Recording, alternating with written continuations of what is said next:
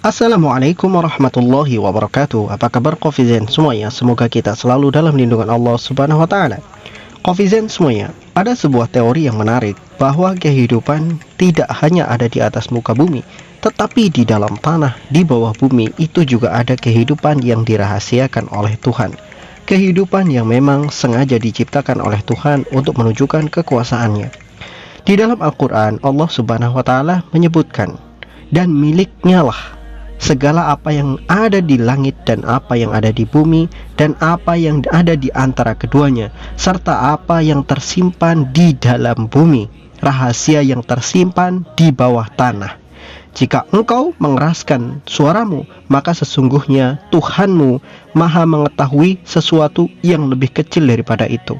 Sungguh Dia mengetahui segala rahasia dan sesuatu yang sangat tersembunyi. Tidak ada yang betul-betul tersembunyi darinya, karena semua itu ada dalam jangkauan pengetahuannya. Kofizen semuanya, Allah Subhanahu wa taala, pencipta alam semesta, itu tidak hanya mengetahui yang zahir, yang nampak saja, bahkan yang batin, yang tidak nampak, yang tersembunyi, bahkan sampai pada suara hati manusia Tuhan pun tahu. Allah Subhanahu wa taala tahu. Jadi segala sesuatunya sudah diketahui oleh Allah Subhanahu wa taala.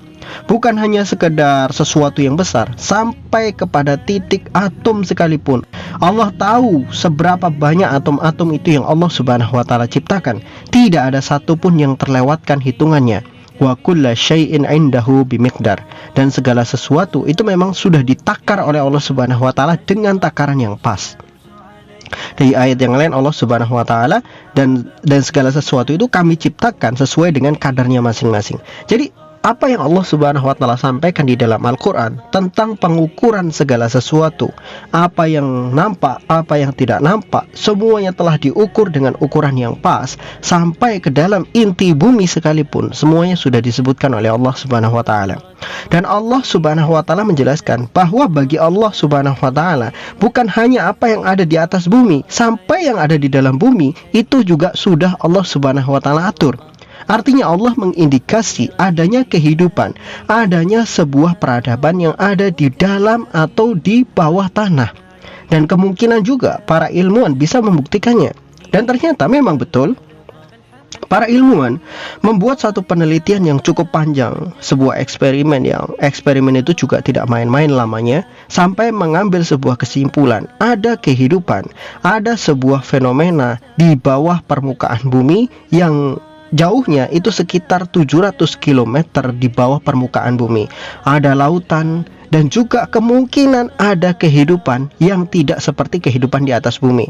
Entah makhluk apa yang menghuni di bawah dasar bumi, yaitu 700 km ke dalam bumi, tetapi di sana ada kehidupan. Ada lautan yang bahkan lautan itu lebih luas daripada lautan yang ada di atas muka bumi.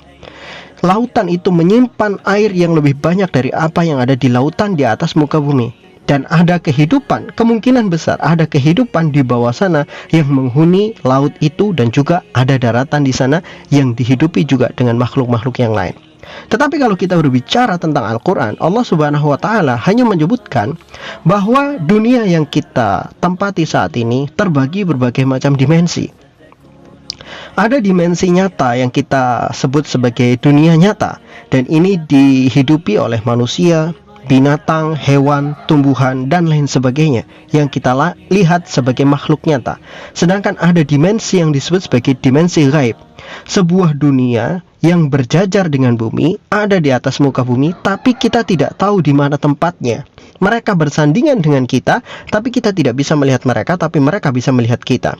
Seperti sebuah tabir yang dipasang oleh Tuhan, tapi tabir itu saling berhubungan, tapi tidak bisa saling bercampur. Dan kemudian, apakah apa yang ada di bawah bumi itu juga termasuk dari bagian ciptaan Allah Subhanahu wa taala? Ada kehidupan di sana? Kemungkinan besar iya. Karena Nabi Muhammad SAW menyebutkan bahwa jin itu hidup di rongga-rongga, hidup di lubang-lubang. Andai kata di bawah bumi, sedalam 700 km di bawah bumi itu ada kehidupan, ada air, ada daratan, maka kemungkinan besar yang menghuni di sana adalah bangsa jin bukan bangsa manusia. Karena jin itulah tempat tinggalnya di lubang-lubang atau di rongga-rongga atau tempat-tempat yang tergali. Itu adalah tempatnya jin. Maka tidak menutup kemungkinan di bawah bumi, sedalam 700 km di bawah bumi, ada bangsa lain, yaitu bangsa jin. Karena memang yang tinggal di atas muka bumi hanya manusia dan jin. Dan begitu juga Nabi Muhammad SAW, Rasul terakhir yang Allah utus ke dunia, itu diutus untuk kaum manusia dan juga kaum jin. Nah, Kofizen semuanya, ada sebetulnya beberapa banyak legenda-legenda tentang kota atau kehidupan di bawah tanah. Salah satunya adalah kota Agartha. Negeri Agartha, disebutkan bahwa negeri Agartha itu adalah sebuah negeri yang berada di bawah kedalaman bumi, yang dihuni dengan makhluk-makhluk aneh, yang dihuni dengan makhluk-makhluk seperti manusia, manusia sempurna, makhluk yang sempurna, punya kepala, punya mata, punya tangan, punya kaki. Tetapi mereka itu berbeda dengan manusia yang ada di atas muka bumi. Karena mereka bisa melihat di dalam kegelapan. Mereka hidup di bawah tanah yang suhunya juga lebih tinggi daripada apa yang ada di atas muka bumi. Karena kita pahami, semakin dekat dengan inti bumi, maka di sana juga semakin panas. Perbedaan suhu yang sangat drastis ini mendukung mereka, makhluk-makhluk ini hidup dengan cara yang berbeda dari apa yang ada di atas daratan, yaitu kita, manusia biasa. Nah, Kofizen semuanya. Tetapi sebetulnya untuk menjelaskan hal ini, kita juga merujuk pada ayat Al-Quran tentang Ya'juj dan Ma'juj.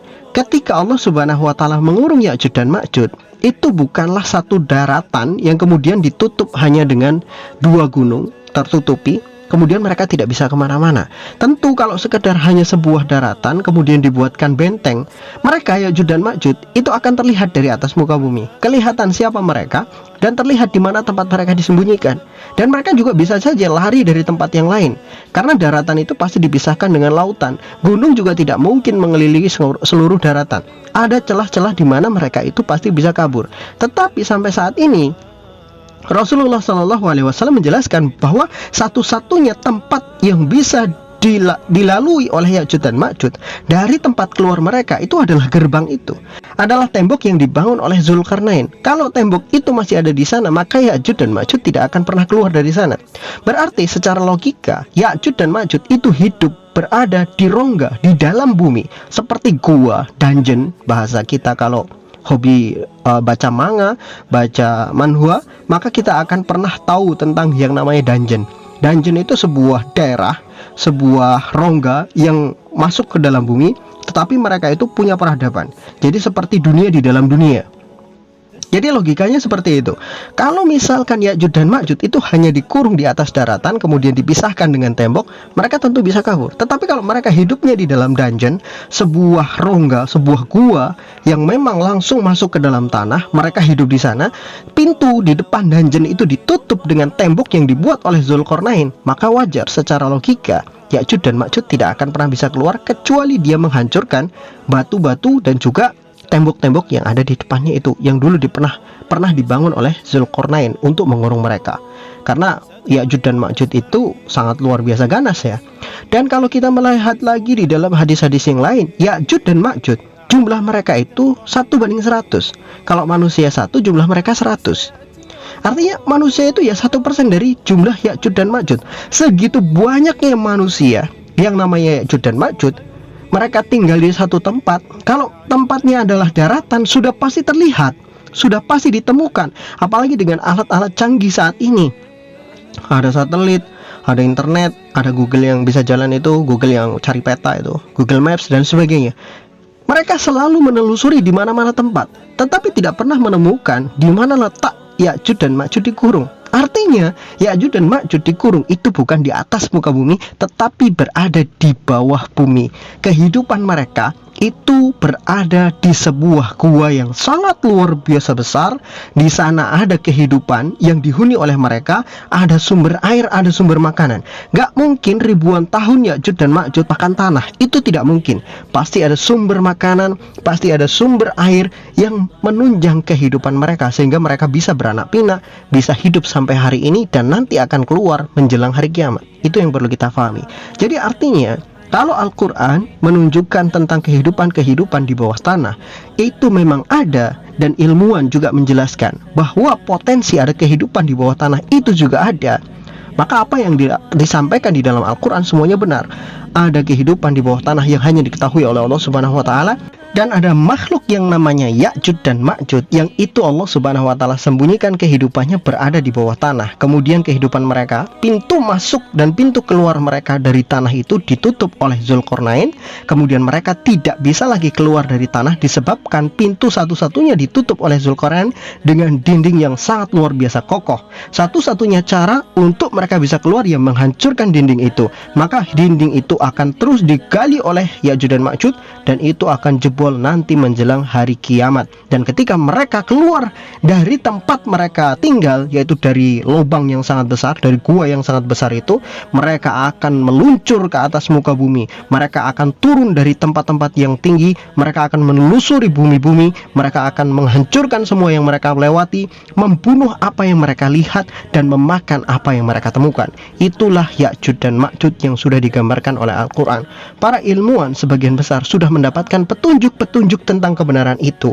Kita umat Islam hanya tinggal menunggu mereka datang saja dengan penuh keimanan kita dan persiapan dari keimanan kita itu sendiri. Wallahu a'lam bishawab. Semoga bermanfaat.